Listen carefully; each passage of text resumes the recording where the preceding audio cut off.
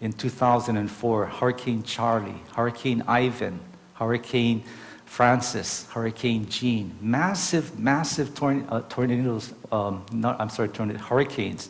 But also we've had massive record-breaking tornadoes that have been ravaging the entire United States. These are signs that Jesus said would happen just before he returned, with increasing frequency and intensity. Not only the hurricanes and the earthquakes, but famines and pestilences. And what's interesting, in Matthew 24, when Jesus was asked about what would be the sign of his coming, there was like a bookmark between his prophecy where he says, "And you will hear of wars and rumors of wars," Matthew 24:6. "See that you are not troubled, for all these things must come to pass, but the end is not yet." This is an open bookmark, the start of the bookmark. The end is not yet. "For nations will rise against nation and kingdom against kingdom, and there will be famines and pestilences and earthquakes in various places. These are the beginnings of sorrow or birth pangs. Then they will deliver you up to tribulation and kill you, and will be hated by all nations for my name's sake. And then many will be offended and will betray one another and will hate one another. Then many false prophets will rise up and deceive many. And because lawlessness or crime will abound, the love of many shall grow cold. But he who endures to the end shall be saved. And this gospel of the kingdom will be preached in all the world as a witness to all nations, and then the end will come." You notice the start of the bookmark, the end will not come immediately. And then the end will come. So the end of the bookmark, and then the end will come, is that the gospel must be first preached to all the world as a witness to all nations, and then the end will come. Well, it's been in this generation that the gospel has been preached to all nations.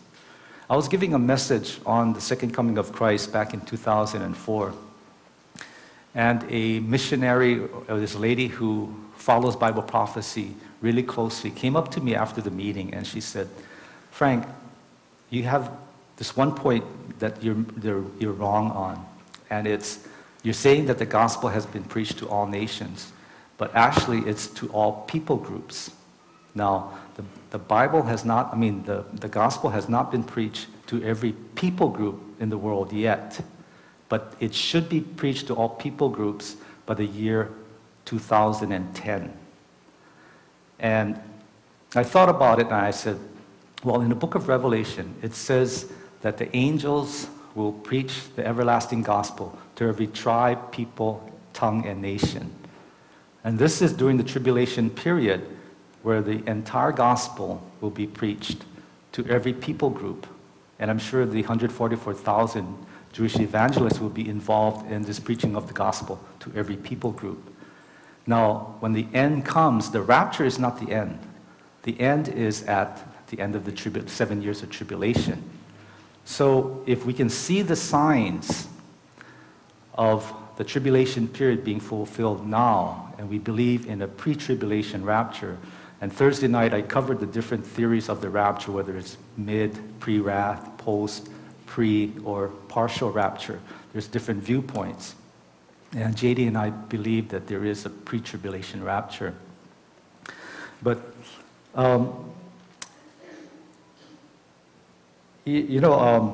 Pastor Chuck Smith, I was listening to him this past week.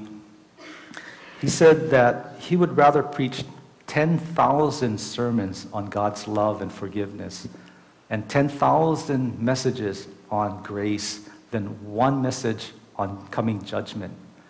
He doesn't like to preach on coming judgment and wrath, but he says, as a minister of God, it's my responsibility to preach messages on God's judgment and wrath because it's in the Bible.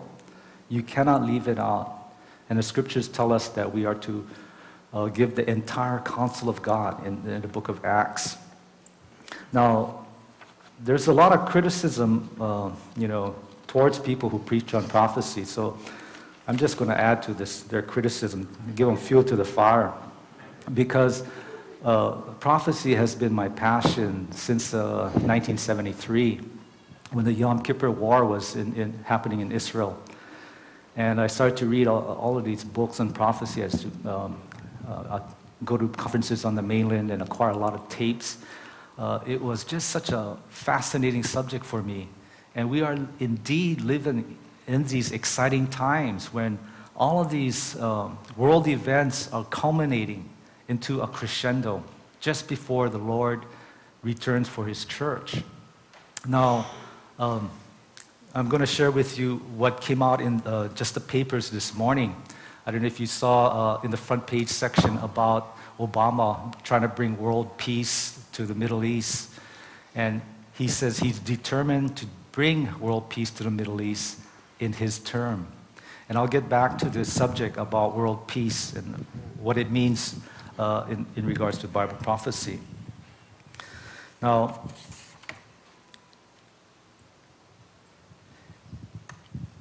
in the mid-1980s to the early 1990s, coming back to this subject that this gospel shall be preached into all the world as a witness to all nations, and then the end shall come. During the 80s, there was a group called Every Home for Christ who said that by the year 2000, every home in the world will be reached with the gospel. And naturally, all of these prophecy buffs were saying, well, if every home is going to be reached with the gospel by the year 2000, Christ should be coming, or the end should be near by that year 2000. Well, they fell short, and of course, there was a Jesus film. How many of you have a VHS of the Jesus film? And that was their goal too, is to put a tape of the Jesus film in every home in the entire world.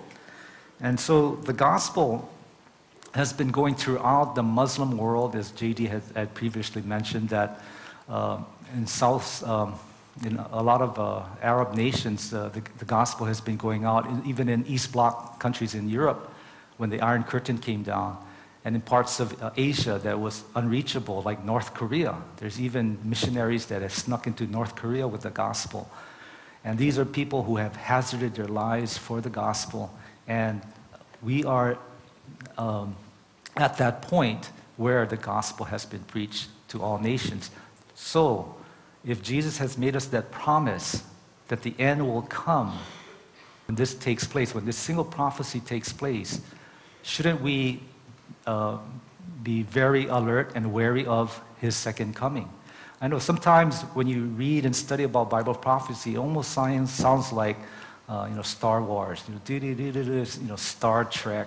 A lot of my friends and my family members say, "Oh, there's Frank coming." And I think about the end of the world all the time.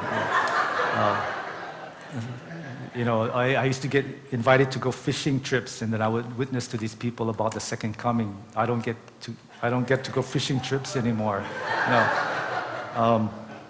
But I believe there are 7 signs that will happen during the tribulation that will point us to the nearness of the Lord's return. The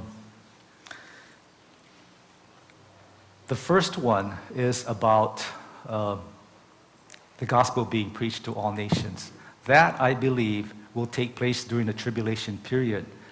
But if we can see that prophecy being fulfilled today, that points to the nearness of the rapture of the church. There's I kind of forgot how to use this thing here.